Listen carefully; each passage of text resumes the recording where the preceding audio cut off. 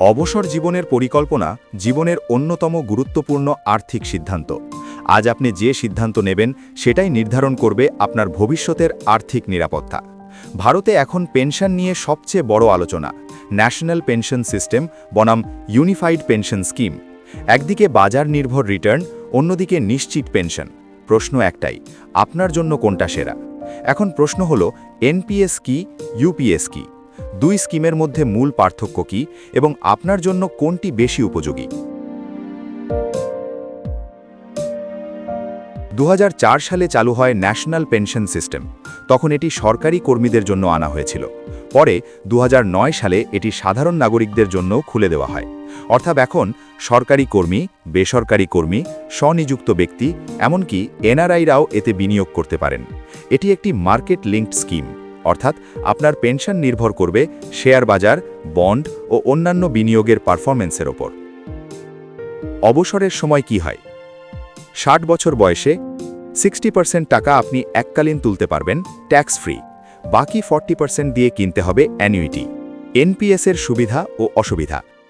সুবিধা: বাজার ভিত্তিক হওয়ায় বেশি রিটার্নের সম্ভাবনা, ট্যাক্স বেনিফিট 80C 80CCD, বিনিয়োগের ক্ষেত্রে নমনীয়তা, নিজের ফান্ড ম্যানেজার বেছে নেওয়ার সুযোগ।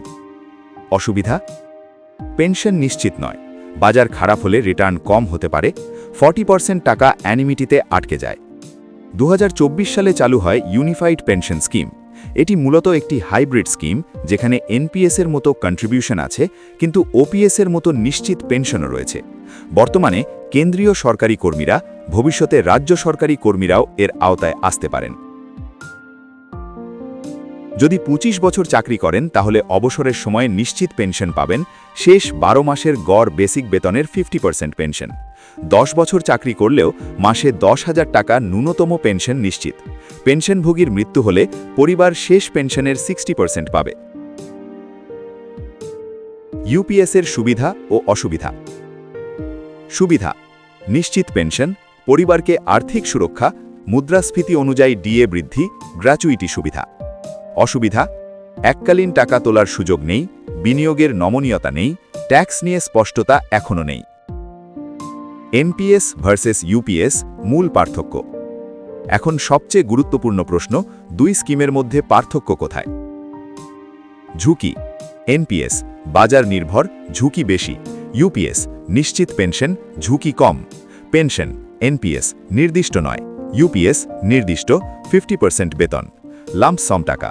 এনপিএস 60% এককালীন পাওয়া যায়, ইউপিএস নেই। ফ্লেক্সিবিলিটি: এনপিএস বেশি, ইউপিএস কম।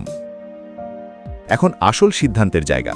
যদি আপনি বেশি রিটার্ন, ট্যাক্স সেভিং, বিনিয়োগের স্বাধীনতা চান, তাহলে আপনার জন্য ন্যাশনাল পেনশন সিস্টেম ভালো। আবার যদি আপনি নিশ্চিত পেনশন, কম ঝুঁকি, পরিবারকে সুরক্ষিত রাখতে চান, তাহলে আপনার জন্য উপযুক্ত ইউনিফাইড পেনশন স্কিম। এনপিএস বেশি উপযোগী প্রাইভেট চাকরি, ফ্রিল্যান্সার, স্বনিযুক্ত ব্যক্তি। ইউপিএস বেশি উপযোগী সরকারি কর্মী, স্থায়ী চাকরি যাদের আছে। অবসর জীবনের পরিকল্পনায় একটি সঠিক সিদ্ধান্ত আপনার পুরো ভবিষ্যৎ বদলে দিতে পারে।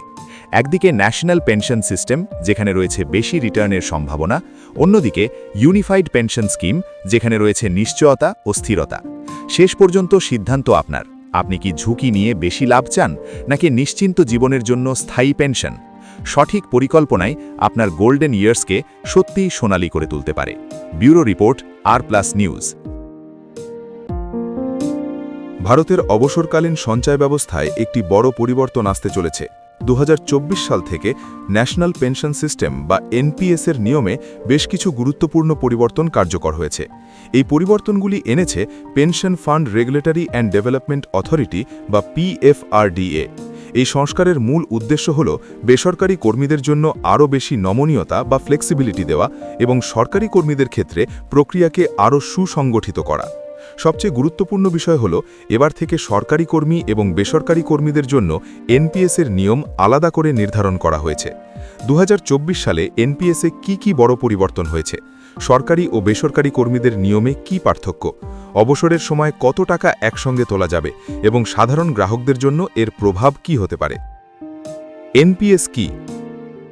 প্রথমেই সংক্ষেপে জানা যাক এনপিএস কি। এনপিএস বা ন্যাশনাল পেনশন সিস্টেম হল একটি দীর্ঘমেয়াদী অবসরকালীন সঞ্চয় প্রকল্প। এই স্কিমে কর্মজীবনের সময় নিয়মিত টাকা বিনিয়োগ করা হয়। অবসর গ্রহণের পর সেই অর্থের একটি অংশ একসঙ্গে পাওয়া যায়, আর বাকি অংশ থেকে নিয়মিত পেনশন পাওয়া যায়। সরকারি কর্মীদের পাশাপাশি বর্তমানে বেসরকারি কর্মী এবং সাধারণ নাগরিকরাও এই স্কিমে বিনিয়োগ করতে পারেন। সরকারি এবং বেসরকারি সেক্টরের এনপিএসকে আলাদা কাঠামোর মধ্যে আনা হয়েছে। এর ফলে দুটি ভিন্ন ধরনের নিয়ম তৈরি হয়েছে। একদিকে রয়েছে সরকারি কর্মীদের জন্য নির্দিষ্ট নিয়ম, অন্যদিকে বেসরকারি বা কর্পোরেট কর্মীদের জন্য আরও নমনীয় নিয়ম। কর্পোরেট এনপিএসের পুনর্বিন্যাস। পিএফআরডিএ কর্পোরেট এনপিএসকেও নতুনভাবে শ্রেণীবদ্ধ করেছে। এখন এটি দুটি ভাগে ভাগ করা হয়েছে: গভর্নমেন্ট এন্টিটিজ এবং লিগ্যাল এন্টিটিজ। গভর্নমেন্ট এন্টিটিজ বলতে বোঝানো হচ্ছে স্ট্যাচুটারি সংস্থা, কেন্দ্রীয় পাবলিক সেক্টর সংস্থা এবং রাজ্য সরকারি সংস্থা। অন্যদিকে লিগ্যাল এন্টিটিজ বলতে বোঝানো হচ্ছে বেসরকারি কর্পোরেট সংস্থা। এই নতুন কাঠামোর ফলে প্রশাসনিক প্রক্রিয়া আরও সহজ করার চেষ্টা করা হয়েছে। সিআরের সঙ্গে সরাসরি যুক্ত। সরকারি সংস্থাগুলিকে এখন সরাসরি যুক্ত করা হচ্ছে সেন্ট্রাল রেকর্ড কিপিং এজেন্সি বা সিআরের সঙ্গে। এর ফলে আগে যে মধ্যস্থতাকারী বা পিওপির মাধ্যমে কাজ করতে হতো, সেই ব্যবস্থা ধীরে ধীরে কমানো হচ্ছে। এতে খরচ কমবে এবং প্রশাসনিক প্রক্রিয়া দ্রুত হবে বলে মনে করা হচ্ছে। বেসরকারি কর্মীদের জন্য নতুন নিয়ম। এখন দেখা যাক বেসরকারি বা নন গভর্নমেন্ট কর্মীদের জন্য কি কি নতুন নিয়ম চালু হয়েছে। এই নিয়মগুলি মূলত all citizen model, corporate sector মডেলের আওতায় থাকা গ্রাহকদের জন্য প্রযোজ্য। 80-20 লাম্প সাম নিয়ম। সবচেয়ে বড় পরিবর্তন এসেছে অবসরের সময় টাকা তোলার নিয়মে। আগে এনপিএসে অবসরের সময় 60% টাকা একসঙ্গে তোলা যেত, বাকি 40% দিয়ে অ্যানিউটি বা পেনশন কিনতে হতো। কিন্তু নতুন নিয়ম অনুযায়ী বেসরকারি কর্মীরা এখন 80% টাকা একসঙ্গে তুলতে পারবেন, আর মাত্র 20% দিয়ে অ্যানিউটি কিনতে হবে। এই পরিবর্তন অনেক বিনিয়োগকারীর জন্য বড় সুবিধা বলে মনে করা হচ্ছে। ছোট কর্পাসে 100% উত্তোলন। আরও একটি গুরুত্বপূর্ণ পরিবর্তন হয়েছে ছোট কর্পাসের ক্ষেত্রে। যদি কোনো ব্যক্তির এনপিএস অ্যাকাউন্টে মোট সঞ্চয় 8 লক্ষ টাকা বা তার কম হয়, তাহলে তিনি অবসরের সময় পুরো টাকাই একসঙ্গে তুলতে পারবেন। এর আগে এই সীমা ছিল অনেক কম। লক ইন পিরিয়ড বাতিল। বেসরকারি গ্রাহকদের জন্য আরেকটি বড় পরিবর্তন হল 5 বছরের লক ইন পিরিয়ড তুলে দেওয়া হয়েছে। এর ফলে বিনিয়োগকারীদের কাছে টাকা ব্যবহারের ক্ষেত্রে আরও বেশি নমনীয়তা এসেছে। বিনিয়োগের বয়সসীমা বাড়ানো। আগে এনপিএসে সর্বোচ্চ 75 বছর বয়স পর্যন্ত বিনিয়োগ রাখা যেত, কিন্তু নতুন নিয়ম অনুযায়ী এই সীমা বাড়িয়ে করা হয়েছে 85 বছর। অর্থাৎ কেউ চাইলে আরও দীর্ঘ সময় ধরে এনপিএসে বিনিয়োগ চালিয়ে যেতে পারবেন। ধাপে ধাপে টাকা তোলার সুযোগ। বেসরকারি গ্রাহকদের জন্য আরও একটি নতুন সুবিধা হল সিস্টেম্যাটিক ইউনিট রিডেমশন। এর মাধ্যমে গ্রাহকরা চাইলে ধাপে ধাপে টাকা তুলতে পারবেন। এই পদ্ধতিগুলির মধ্যে রয়েছে সিস্টেম্যাটিক ইউনিট রিডেমশন এবং সিস্টেম্যাটিক লাম্প সাম উইথড্রল। এর ফলে অবসরকালীন অর্থ ব্যবস্থাপনা আরও সহজ হতে পারে। সরকারি কর্মীদের জন্য নিয়ম। এবার দেখা যাক সরকারি কর্মীদের জন্য কি নিয়ম রয়েছে। সরকারি কর্মীদের ক্ষেত্রে কাঠামো তুলনামূলকভাবে আরও নিয়মবদ্ধ রাখা হয়েছে। 60-40 নিয়ম বজায় রাখা। সরকারি কর্মীদের জন্য এখনও পর্যন্ত 60-40 নিয়মই বজায় রয়েছে, অর্থাৎ অবসরের সময় 60% টাকা একসঙ্গে তোলা যাবে, বাকি 40% দিয়ে পেনশন নিতে হবে। 100% উত্তোলনের সীমা বাড়ানো। আগে যদি কোনো সরকারি কর্মীর এনপিএস কর্পাস 5 লক্ষ টাকার কম হতো, তাহলে তিনি পুরো টাকা তুলতে পারতেন। নতুন নিয়ম অনুযায়ী এই সীমা বাড়িয়ে করা হয়েছে 8 লক্ষ টাকা। Systematic unit redemption. সরকারি কর্মীদের জন্য নতুনভাবে চালু করা হয়েছে সিস্টেম্যাটিক ইউনিট রিডেমশন বা SUR। এর মাধ্যমে তারা নির্দিষ্ট সময় অন্তর নির্দিষ্ট পরিমাণ ইউনিট রিডিম করতে পারবেন। বয়সসীমা বৃদ্ধি। বেসরকারি কর্মীদের মতো সরকারি কর্মীরাও এখন 85 বছর বয়স পর্যন্ত এনপিএসে থাকতে পারবেন। এনপিএসের সাধারণ নিয়ম। কিছু পরিবর্তন রয়েছে যা সরকারি এবং বেসরকারি উভয় ধরনের গ্রাহকদের জন্য প্রযোজ্য। এনপিএসের উপর লোন। এখন গ্রাহকরা চাইলে তাদের নিজের অংশদান থেকে 25% পর্যন্ত লোন নিতে পারবেন। এই লোন নেওয়া যাবে আর্থিক প্রতিষ্ঠানের মাধ্যমে। এর জন্য এনপিএস অ্যাকাউন্টের উপর একটি লিয়েন মার্ক করা হবে। আংশিক উত্তোলন। এছাড়াও এনপিএস থেকে আংশিক টাকা তোলার নিয়মেও পরিবর্তন এসেছে। এখন গ্রাহকরা 60 বছরের আগে 4 বার পর্যন্ত আংশিক টাকা তুলতে পারবেন, তবে প্রতিবার উত্তোলনের মধ্যে 4 বছরের ব্যবধান থাকতে হবে। এই সুবিধা বিশেষ করে চিকিৎসা এবং অন্যান্য জরুরি আর্থিক পরিস্থিতির ক্ষেত্রে ব্যবহার করা যেতে পারে। কর সুবিধা 2025-26 অর্থবছর থেকে কর সুবিধার ক্ষেত্রেও একটি গুরুত্বপূর্ণ পরিবর্তন এসেছে। নতুন কর ব্যবস্থায় এখন নিয়োগকর্তার অংশদান বেতন প্লাস ডি এর 14% পর্যন্ত কর ছাড়যোগ্য।